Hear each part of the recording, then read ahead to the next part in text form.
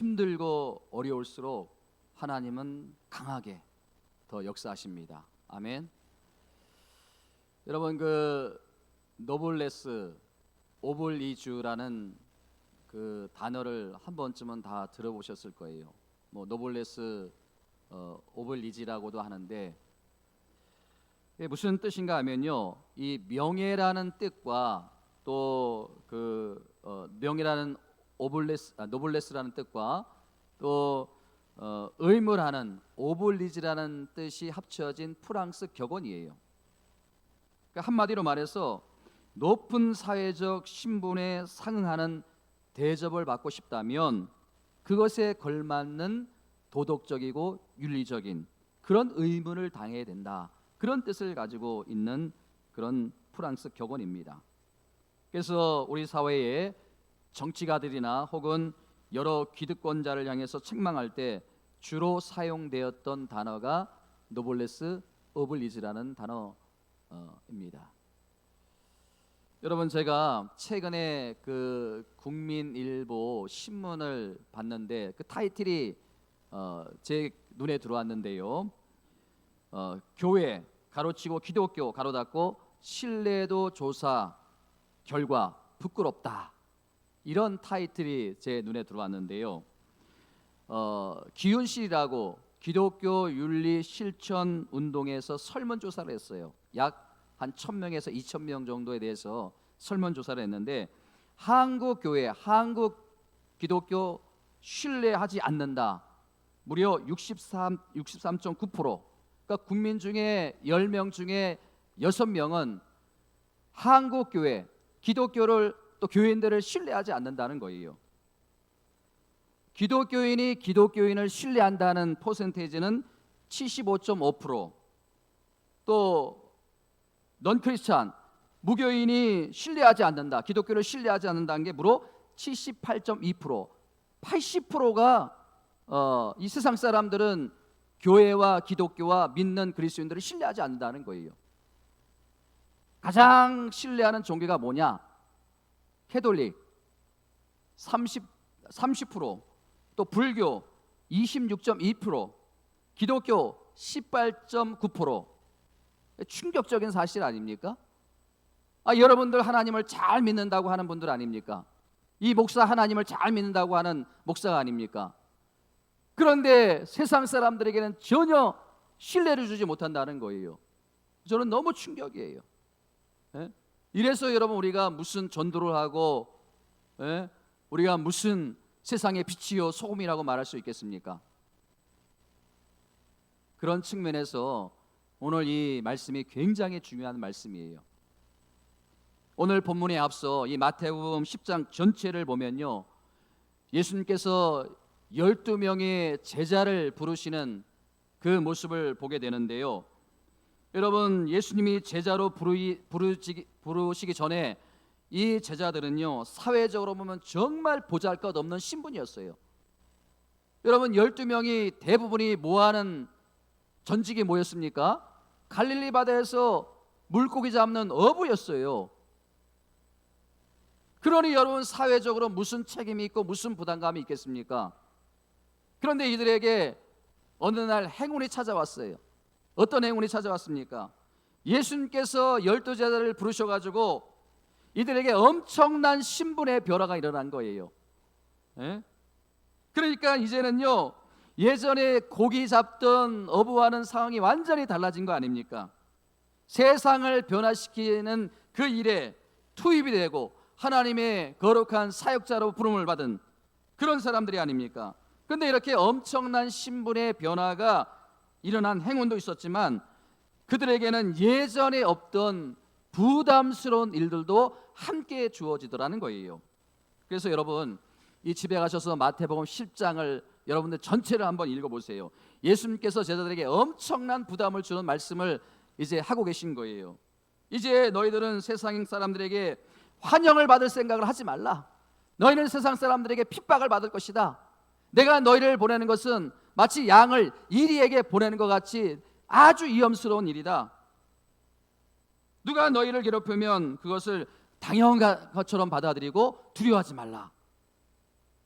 여러분, 예수님께서 이런 부담스러운 말씀을 계속 전하니까 그 말씀을 듣는 제자들의 마음이 얼마나 부담스럽겠습니까?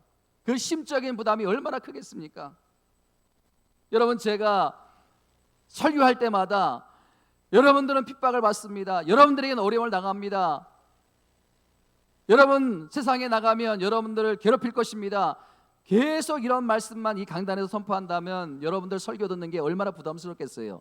근데 여러분, 제가 주목하는 것은요, 뭐냐면 그 12제자 가운데 그 누구도 주님이 주시는 부담스러운 일들에 대해서 이건 내가 도저히 못하겠다, 나는 이거 감당할 수 없으니까 나는 다시 고기 잡는 그 업으로 돌아가겠다, 그렇게 거부하는 사람이 12제자 가운데 단 한 사람도 없더라는 거예요. 왜 그랬을까요? 왜 그랬을까요? 신분이 달라졌으니까 그런 부담스러운 일도 당연히 받아야 된다, 당연한 것으로 생각했다는 거예요. 신분이 달라졌으니까, 예수님의 제자가 되었으니까 세상을 바꾸려면 이 정도의 어려움은 우리가 감당해야 된다. 위상이 달라졌으니까, 새로운 신분이 우리에게 주어졌으니까 당연하다는 거 아닙니까? 사랑하는 성도 여러분, 예수 믿는 저와 여러분들에게도 그리스도인이라는 새로운 신분이 주어졌다는 것을 믿으시기 바랍니다. 크리스천이에요. 그리스도인이에요. 그러면 그리스도인답게 살아야 되는 거 아닙니까? 그리스도인은 그리스도인답게 살아야 되는 거 아니에요. 목사는 목사답게 살아야 되고요, 성도는 성도답게 살아야 되고요, 장로는 장로답게, 권사는 권사답게, 집사는 집사답게, 집사가 잡사가 되면 안 되는 거 아닙니까? 가만히 보면요, 불신자들이 교회를 비난하는 이유는 한 가지예요. 뭐예요? 예수쟁이들이 왜 우리와 똑같냐는 거예요. 예수쟁이들이 왜 우리와 다르지 않느냐는 거예요. 우리보다도 더 정직해야 되고 우리보다도 더 바르게 살아야 되지 않느냐는 거예요. 근데 왜 우리와 똑같냐는 거예요. 왜 똑같이 사기치고, 왜 똑같이 거짓말하고, 왜 똑같이 불법을 저지르고. 여러분들이, 성도님들이 목사를 비난하는, 이 목회자를 비난하는 이유도 한 가지가 아닙니까? 아니, 목사님이 신분이 목사님이신데 왜 우리와 똑같이 사느냐는 거예요. 왜 다르지 않느냐는 거 아닙니까? 여러분, 이게 오늘 그 노블레스 오블리지, 그 신분에 맞게, 그 위상에 맞게. 여러분, 오늘 그런 맥락에서 오늘 본문의 말씀이 참 중요한데요, 우리 하나님은요, 우리가 세상에서 시원찮게 살기를 원치 않으세요. 아멘? 초라하게, 그렇게 세상 사람들에게 비방을 받고 조롱을 받고 그렇게 살지 않기를 원하십니다. 여러분, 본문 10장 1절에 보면요, 예수님께서 12제자를 부르시는 말씀이 나오는데, 이 말씀은요, 그때 처음으로 제자들을 불렀다는 말씀이 아니에요. 이미 여러분, 이 제자들을 훈련시켰어요. 이미 말씀으로 무장을 시켰어요. 그래서 때가 돼가지고 이제 사역자로 투입을 시키기 위해서 제자들을 부르신 거예요. 처음 부르신 게 아니에요. 그렇기 때문에 여러분, 제자들은 주님의 말씀에 순종만 하면 되는 거예요. 오늘 우리도 마찬가지가 아닙니까? 저와 여러분이요, 우리가 생각하는 것처럼 여러분들 그렇게 연약하지 않아요. 여러분들 그렇게 연약한 사람들이 아니에요. 하나님께서 부르실 때는요, 그 부르심에 합당하도록 쓰임받도록 여러분들에게 능력과 힘을 주십니다. 설령 부족하도 내가 하나님 순종하는 마음으로 나가면 하나님께서는 감당할 힘을 주시고 하나님이 능력이 되어주신다는 것입니다. 아멘. 여러분, 하나님께서 그 모세를 부를 때 이 모세가 얼마나 나약하고 얼마나 연약했습니까? 여러분, 보면요, 하나님께서 이 모세에게 엄청난 일을 보여주십니다. 떨기나무에 불이 붙었어요. 세상에 나무에 불이 붙었는데 타지 않아요. 이거는 하나님이 그곳에 임재했다는 증거가 아닙니까? 그리고 지팡이를 던지라, 지팡이를 던졌어요. 지팡이를 잡으라, 지팡이를 잡았어요. 이렇게 뱀이 되는 거예요. 또 그리고 네 손을 품에 넣어라, 손을 넣었어요. 꺼내라 그랬더니 이 손에 문둥병이 걸렸어요. 내가 반드시 너와 함께 하겠다. 이렇게 하나님께서 모세를 부르셨는데 모세가 얼마나 나약하고 연약한지, 하나님, 나는 입이 뻣뻣하고 혀가 둔합니다. 나는 말재주가 없습니다. 나는 못합니다. 하나님, 보낼 만한 자를 보내십시오. 나는 아닙니다. 나는 못 갑니다. 제가 모세라는 영화를 봤더니요, 그 모세라는 영화를 보면요, 그 모세가 얼마나 연약한지, 얼마나 나약한지, 그 하나님의 부르심의 소명을 듣고도요 맨날 울어요. 그래서 그 장인이 막 위로를 하고 그 부인이 하나님이 부르셨으니까 순종해야 된다 그러고, 그런데도 이 모세는 할 수 없다. 제가 그 모세라는 영화를 보면서 야, 이게 나의 모습이 아닌가, 예? 나의 모습이 아닌가. 자기는 못하겠다고 맨날 울어요. 예? 근데 여러분 보세요. 그렇게 연약한 사람이 어떻게 이스라엘 백성들을 애굽으로 인도해낼까? 근데 모세가 순종하니까 하나님이 모세에게 능력이 되어주시고 모세에게 힘이 되어주시더라는 거예요. 아멘. 여러분, 그렇기 때문에 하나님이 부르신다면 무조건 부르심에 순종할 수 있는 저와 여러분들이 되기를 주님의 이름으로 축원드립니다. 힘은 하나님이 주시는 거예요. 능력도 하나님이 주시는 거예요. 예? 근데 여러분, 제가 지난 한 주 내내 본문의 말씀을 가만히 묵상해 보니까요, 설교하기가 굉장히 부담스러운 말씀이에요. 여러분 보세요. 예수님께서 제자들에게 정말 납득이 안 가는 그런 말씀을 하세요. 그런 요구를 하세요. 보니까 부모와 원수가 돼야 된다. 자식과 원수가 돼야 된다. 예? 원수가 어디 있다고요? 자기 집안에 있대요. 자기 식구가 원수래요. 목숨까지도 버려야 된대요. 아니, 이 부담스러운 말씀을 가지고 제가 일주일 내내 고심을 했는데 이 말씀 속에는요, 오늘 하나님께서 우리에게 주시고자 하는 아주 귀한 뜻이, 교훈이 담겨 있더라는 거예요. 여러분, 오늘 본문의 말씀을 통해서 우리가 그리스도인이 되었는데 그 신분에 맞게 살기 위해서 우리가 꼭 기억해야 될 세 가지의 중요한 메시지를 담고 있다는 거예요. 제가 오늘 그것을 여러분들에게 말씀드리려고 하는데, 여러분 이 말씀을 마음에 잘 새기시기 바랍니다. 첫 번째 뭐냐면요, 본문 속에 담겨진 의미, 진정한 평안은 그냥 주어지는 것이 아니라 싸워서 얻는 것이라는 사실을 예수님께서 오늘 우리에게 말씀하고 계시다는 거예요. 진정한 평안은 주어지는 것이 아니라 싸워서 쟁취해야 되는 것을 오늘 주님께서 말씀하고 계시다는 거예요. 자, 여러분 본문 34절부터 36절까지 다시 한번 읽어보시면 좋겠습니다. 자, 34절 말씀 먼저 읽겠습니다. 시작. 내가 세상에 화평을 주러 온 줄로 생각하지 말라. 화평이 아니요 검을 주러 왔노라. 또 35절과 36절 시작. 내가 온 것은 사람이 그 아버지와 딸이 어머니와 며느리가 시어머니와 불화하게 하려 함이니 사람의 원수가 자기 집안 식구니라. 여러분, 이 말씀 그대로 우리가 읽으면 참 난해한 성경 구절이 아닙니까? 여러분, 이 땅에 예수님이 오신 목적이 뭐예요? 예수님이 오신 목적은요, 평화를 주시려고 오신 거예요. 화평을 주려고 오신 거예요. 근데 오늘 34절에 보니까 내가 화평을 주러 온 것이 아니라 뭐를 주러 왔다? 검을 주러 왔다. 여러분, 이게 우리가 어떻게 이해를 해야 됩니까? 내가 온 것은 화평을 주러 올 생각하지 말고 검을 주러 왔다. 검을 주러 왔다.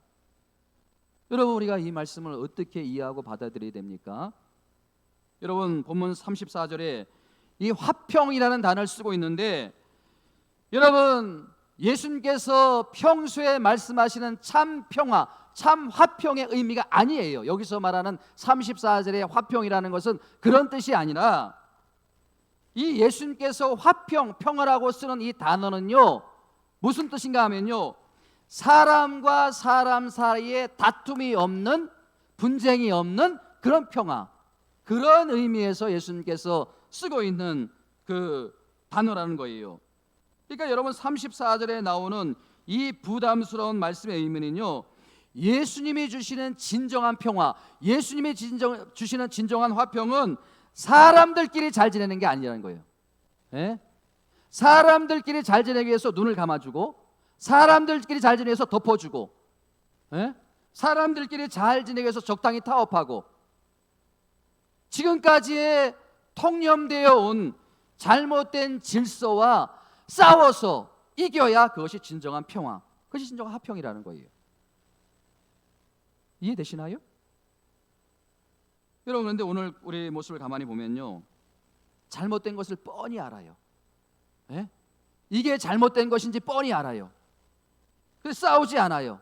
사람들끼리 잘 지내기 위해 가지고 그냥 적당히 사람들 비유 맞추고 적당히 사람들끼리 눈을 감고 그렇게 넘어가 버려요. 이게 평화입니까, 여러분? 여러분, 예를 들자면 한국 사회는 정직하지 못한 사회다. 그래서 한국에서는 정직하면 망하는 사회다. 이게 여러분 공동량의 도른 이야기 아닙니까? 정직하면 망하는 사회, 이게 한국 사회. 근데 여러분, 우리가 거기에 파송이 된 거예요. 여러분, 그리스도인들이 거기에 파송이 된 거예요. 정직하면 망하는 세상이다. 거기에 우리가 파송이 된 거예요. 그럼 우리가 거기 가가지고 정직하지 못한 것에 대해서 싸워야 되는데, 정직하도록 우리는 그렇게 행해야 되는데, 정직하지 못한 일에 우리가 서로 눈을 감아주고 적당히 타협하고 그렇게 살아가고 있다는 거예요. 여러분, 예수 믿는 사람의 숫자는요 많이 늘어났어요.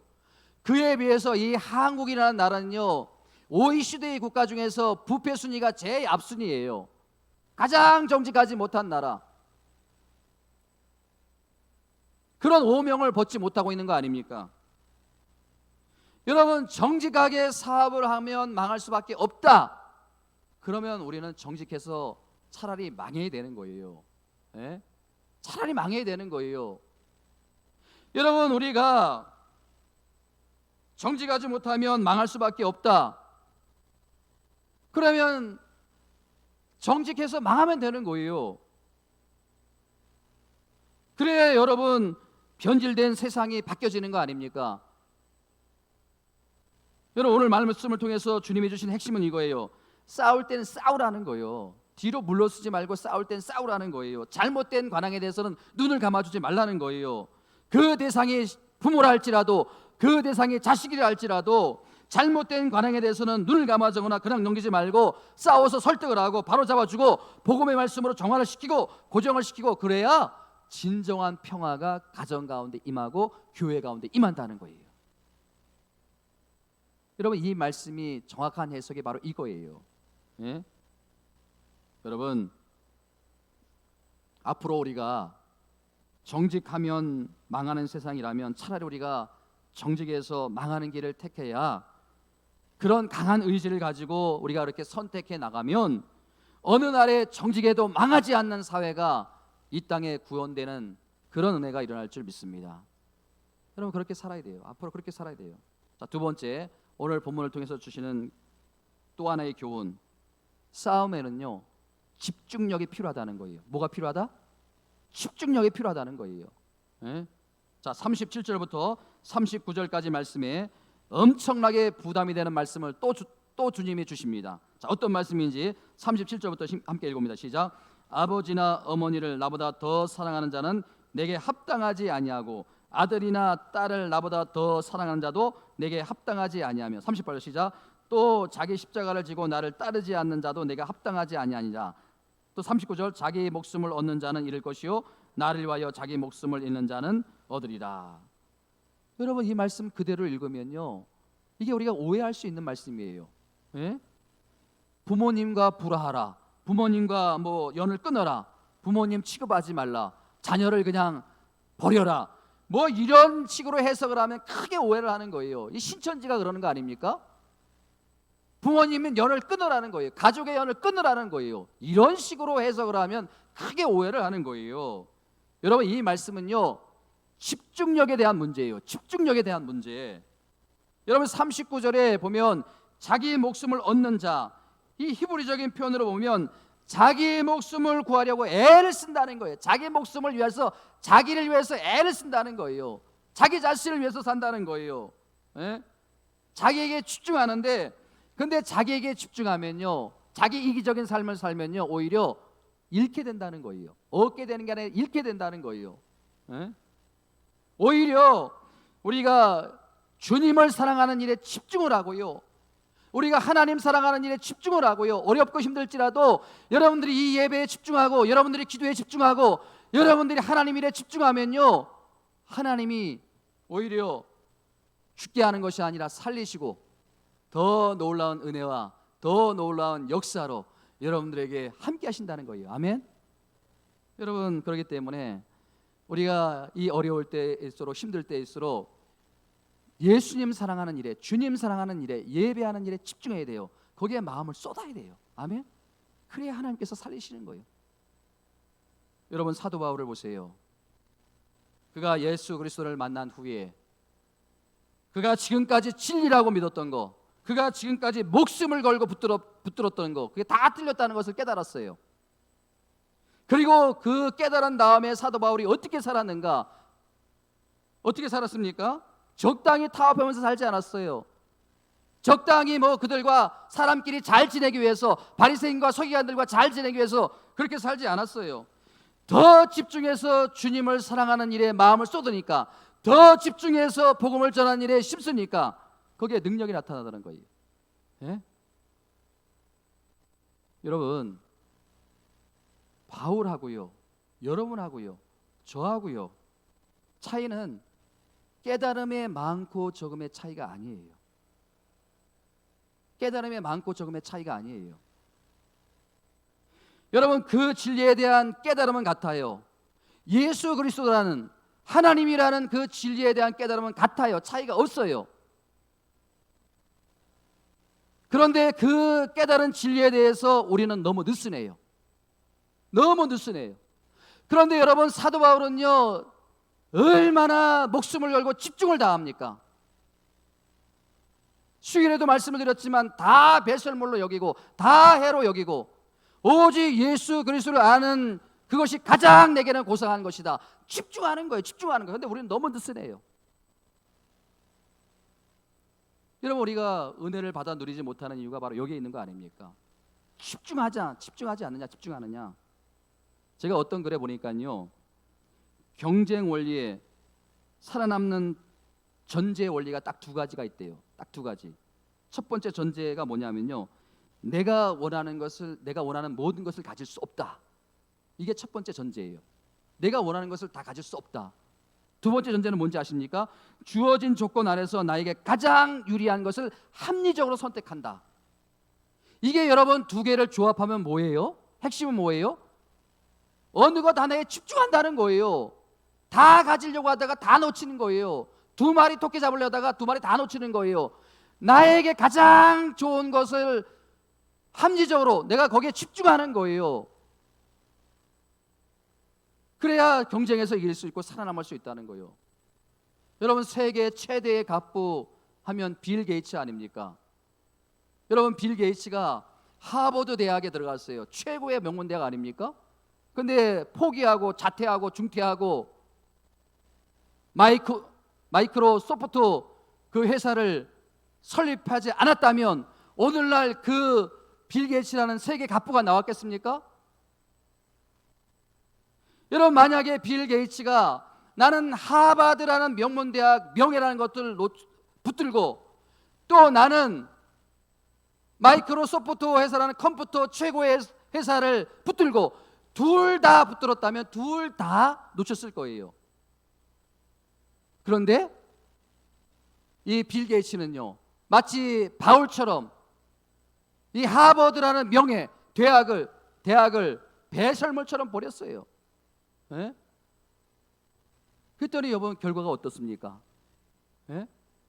가장 성공한 인물로 지금 세계 최대 갑부가 되는 거 아닙니까? 예? 여러분, 만약에 하버드라는 대학을 다 다니고 저런 그 명예를 붙들고 만약에 마이크로소프트 회사를 했다면 늦었을 수도 있어요.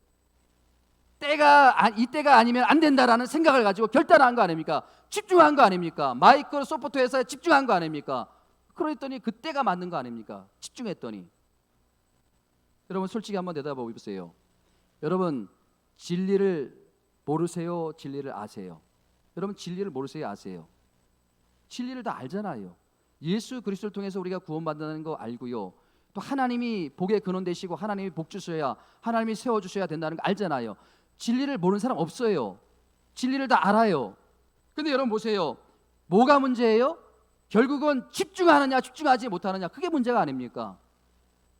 진리에 대해서 몰라서가 아니고요, 집중하지 않아서 이 결과물이 제대로 나타나지 않는 거 아닙니까?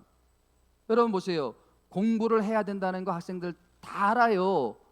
근데 공부에 집중하는 아이가 있고 공부에 집중하지 못하는 아이가 있는 거예요. 그게 결국은 성적의 차이가 나는 거 아닙니까? 저는 기왕 목사가 되었으니까요, 이 사역하다가 정말 죽는 사람처럼 그렇게 사역하고 싶어요. 그냥 적당히 사역하고 싶지 않아요. 여러분 참 제가 평소에 존경했던 고 오카노 목사님 65세에 은퇴를 하셨어요. 정년이 70세 아닙니까? 교회 그렇게 크게 부흥시켜놨으면요 70세까지 하셔도 되는 거예요. 근데 왜 그분이 65세에 은퇴할 수밖에 없었는가? 여러분 목양에 집중하다 보니까요, 제자 훈련에 집중하다 보니까요, 자기가 70세까지 할 수 있는 몸 상태가 되자 몸에 진이 다 빠져버린 거예요. 그렇기 때문에 70세까지 하고 싶어도 못하는 거 아닙니까? 저는요 그렇게 저도 사역하고 싶어요. 그냥 적당히 그냥. 여러분 설교를 준비를 해도요 진이 빠지는 정도로 설교 준비를 하고, 저는요 거의 금요일부터 토요일 주일까지 진이 다 빠져요. 그래서 주일날 아침에 일어나면요 이 귀가 먹먹해요. 뭐가 울리는 것 같기도 하고요, 정신이 멍멍하기도 하고요. 대충 하면 안 되는 것 같아요. 적당히 하면 안 되는 것 같아요. 70세가 돼가지고 몸이 건강해가지고 나는 더 하고 싶어가지고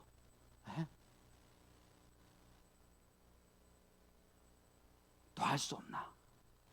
그 방법 찾고 사역에 집중하면요 몸이 다 망가져요. 간도 또 이 다 망가져요. 더 할 수가 없어요. 하고 싶어 더 못해요. 여러분 우리가 예배를 드리면요, 예배를 드리다가 정말 죽을 사람처럼,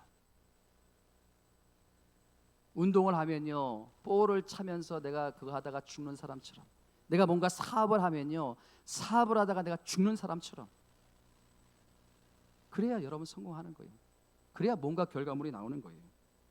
여러분 모두가 이렇게 성공자가 다 되시기를 주님의 이름으로 축원드립니다.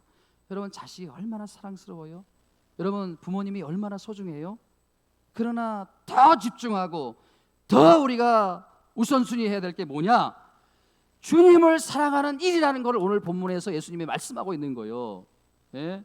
여러분 사도 바울이요 디모데후서 1장 6절 말씀에 뭐라고 고백하는지 같이 한번 읽어봅니다. 시작.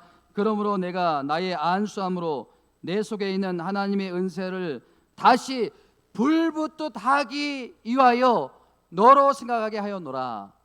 불붙듯 하기 위해서. 에? 이 바울의 마음이 불붙는 것 같아요. 막 그냥 열정이 막 넘치는 거예요. 집중하는 거예요. 근데 우리는 불을 붙이는커녕 재만 남아있진 않는지 시들시들해가지고. 저는요 여러분의 심령이 이 바울의 마음처럼 그리스도를 향한 열망이 다시 한번 불붙듯 일어나기를 주님의 이름으로 축원드립니다. 자, 마지막 세 번째, 우리가 주님이 하시는 일에 집중하면요 주님이 주시는 하나님의 위로가 있다는 거예요. 여러분 날마다 우리 주님께서 부담스러운 말씀만 하신다면 얼마나 힘들겠어요.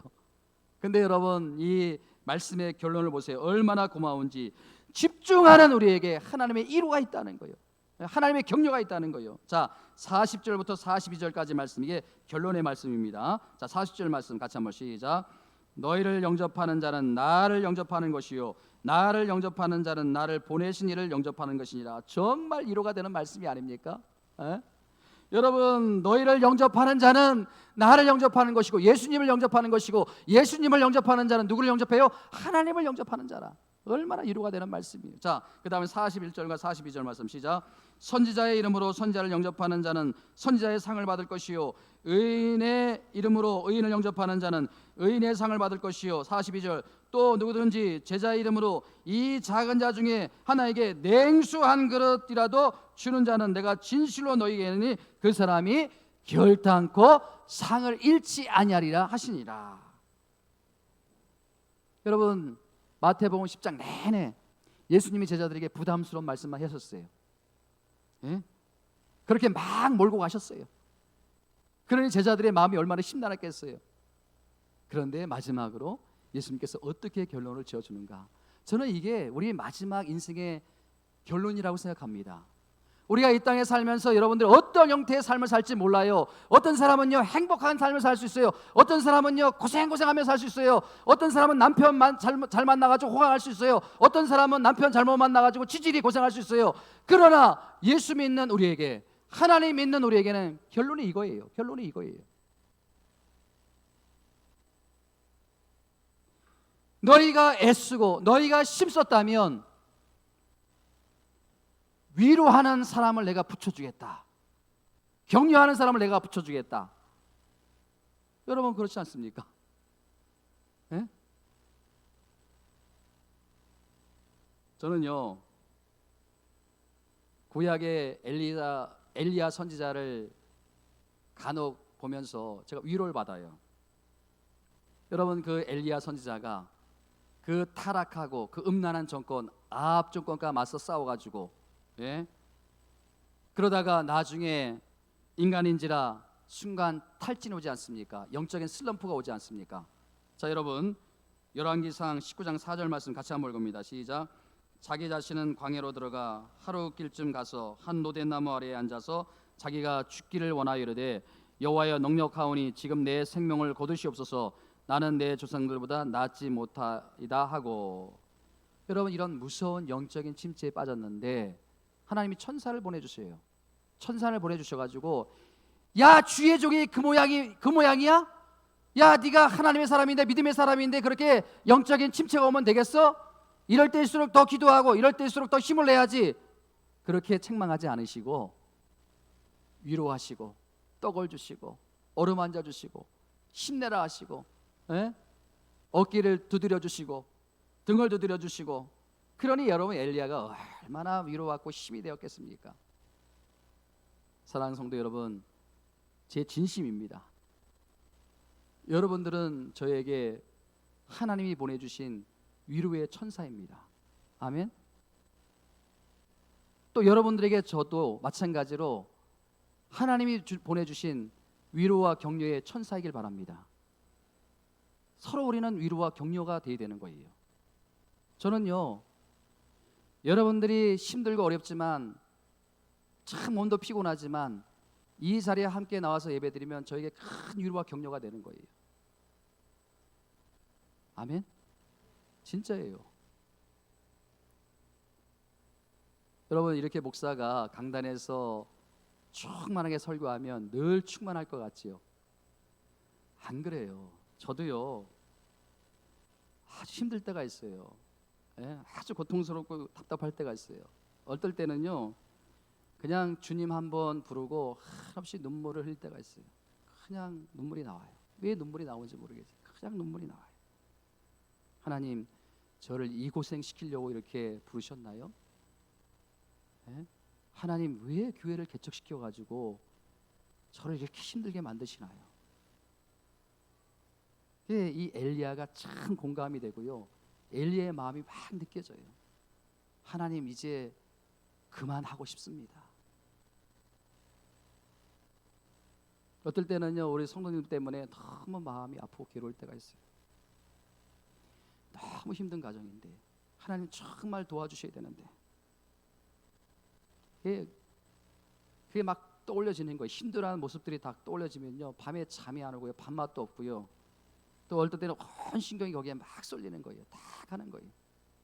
그래서 멍하니 앉아 있을 때도 있어요. 그리고 또 기도할 때도 있어요. 하나님 우리 아목의 성도님 지금 너무 힘든데 하나님 제발 도와주세요.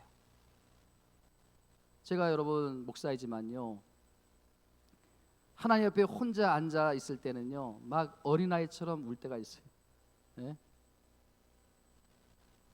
어떨 때는요, 너무 힘들어서 기도받으러 온 성도와 함께 울 때도 있어요. 그 마음이 이게 느껴지는 거예요. 그 힘듦이 느껴지는 거예요. 여러분, 누가 여러분들 위해서 눈물 한 방울 흘려주겠습니까? 누가 여러분 마음에 공감해 주겠습니까?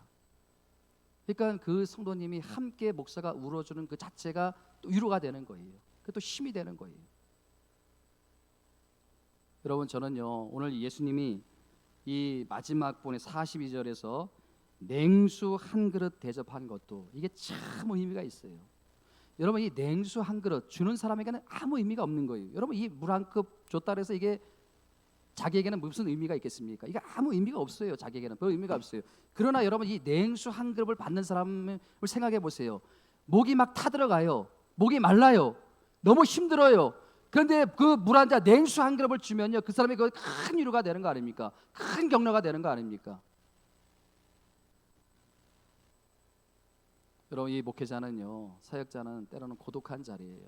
어떨 때는요, 저희 집사람과 상의할 수 없는 것들도 많이 있어요. 그런데 오늘 이 본문의 말씀처럼 우리 성도님들 통해서 우리 하나님께서 위로를 주세요. 어떨 때는요, 그 짤막한 문자 하나를 통해서 제가 큰 위로를 받을 때가 있어요. 또 어떤 분들은요, 그 인터넷에 올려놓은 설교로 그 댓글에 짤막한 글을 달아놓을 때 제가 얼마나 큰 위로가 되는지 몰라요. 그게 뭔지 아십니까? 냉수 한 그릇이에요.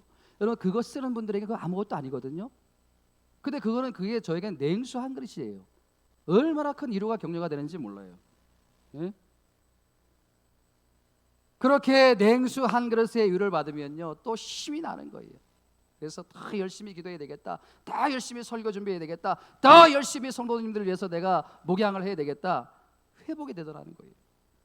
제가 어떤 글에 보니까요, 그 지그지글러라고 세상에 성공하는 법, 그런 책을 많이 쓰고 그런 문제를 많이 다룬 분인데, 그 지그지글러가 그 10명의 백만장자를 대상으로 조사를 했더니 그 백만장자에게 두 가지 공통점이 있더래요. 첫 번째 공통점이 뭐냐면요, 그 70% 정도, 그 7명, 8명 정도는 다 가난한 사람들의 출신이라는 거예요.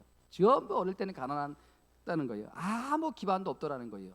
두 번째 그 공통점에 제가 참 공감이 되는데, 두 번째 공통점이 뭐냐면 타인의 장점을 보는 눈을 가졌고, 타인의 장점을 보는 눈을 가졌고, 그것을 늘 칭찬하며 격려하는 공통점이 있더라는 거예요. 예? 남을 볼 때 남의 약점을 보고 들춰내는 것이 아니라 그 사람의 장점을 보고 격려하고 칭찬해주고 자꾸 위로해주고, 이게 성공하는 비결이라는 거예요. 예?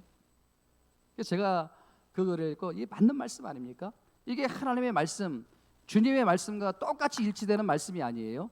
예? 냉수 한 그릇 떠주는 거, 예? 이게 여러분 격려와 칭찬 아닙니까?